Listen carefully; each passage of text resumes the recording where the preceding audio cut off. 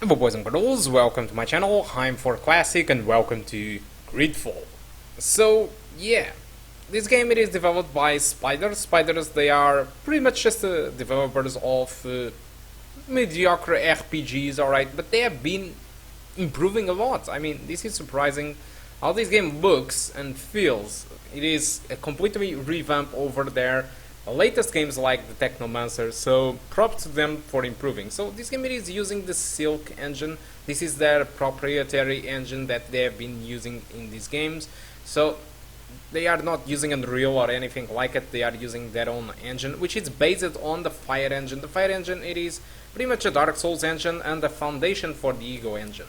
So for the settings, I decided to use kind of a mix between low and medium. I had reduced the draw distance and qual physics since it affects mostly the CPU, and in more areas with grass and stuff like that, it affects the GPU too, because the grass doesn't render that far away in the screen. I decided to use TAA because it feels better to me, and I'm using a dynamic resolution scaling set to the middle. I'm not really sure what that means. So this game, they ask for an FX 6300, 6 cores, kind of. AMD is facing a kind of a loss something with that, because it isn't really a 6-core CPU, but okay. They ask for 8 gigs of RAM and an HD 7870. And I think these minimum requirements are very close to the reality, because with our graphic card, with the low settings, I was able to get an average of 54 frames per second and a 1% low of 34. The 1% low, I don't think it was the GPU fault. I believe it is mostly the CPU, because this game it is quite demanding to the CPU. But for me, the low median settings, it was almost perfect. I was having a nice average above 60 frames per second, but the 1% low, it was below 30 frames per second. And even in some more dense areas with a lot of enemies on screen and attacks and grass moving around, so sometimes the graphic card can't really hold on to its performance, and unfortunately drops from 30 frames per second. Fortunately for us, it isn't really noticeable. There are cutscenes like on this boss fight that it does drop from 30 frames per second. I think depth of field, it is very demanding in this game. I don't understand why. But most of the time, visually, even with this mix between low and medium, the visuals are just great, aside from the textures. The textures, the minimum you can choose, it is medium, but the medium feels like a low setting for the texture, because the textures on high, it feels so much better, but unfortunately it causes stuttering and sometimes weird performance losses, that sometimes the game is just running fine and then you restart that same scene and you are crossing the same path, and the next time you are doing it, it's just performing much worse. So it seems that when the game gets the VRAM full, because of the textures on high, it kind of have a mixed bag performance. So it can perform good or it can perform bad. I don't know what are the causes, but probably high textures might not be performed that well. But if you have an R7 370 with 4 gigs of VRAM, just use the high textures or the ultra textures if you want, because I'm pretty sure you won't be having these issues. And honestly, the high textures looks much better, especially on characters and characters clothing, than median settings.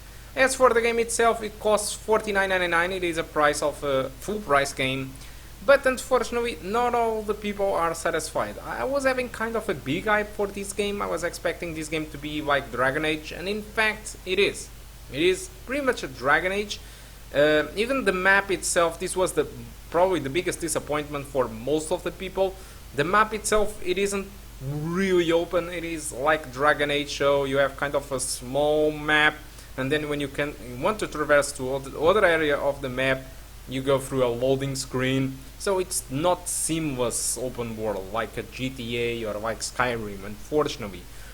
But yeah, it is still like Dragon Age, alright? The combat system and the animation system are kind of bad in my opinion, and the quests are just fetch quests, so there is no big soul in these quests like, for example, The Witcher. But The Witcher is a masterpiece, you know. But still, most of the complaints of the people, it is that the quest system feels like a lot of fetch fetch quests, like an MMORPG, for example, and the animation system and the combat are the major complaints, and a little bit of copy paste on the buildings. It's one of the complaints, but I believe that even despite that, since the team it is very small and they are very budget developers, it is impressive how good they were able to improve since Technomancer, but they still need to do it better, especially if they are asking for a full price like they are asking for this game. So guys, without much more stuff to talk about this game, I'm going to finish the video right here, or at least my talk, alright? I'm just going to shut up, and hopefully I do hope for you to enjoy the rest of the video, which is not much, by the way. So thank you a lot for watching, and I do hope to see you soon. Goodbye. See if you can ward off this fate.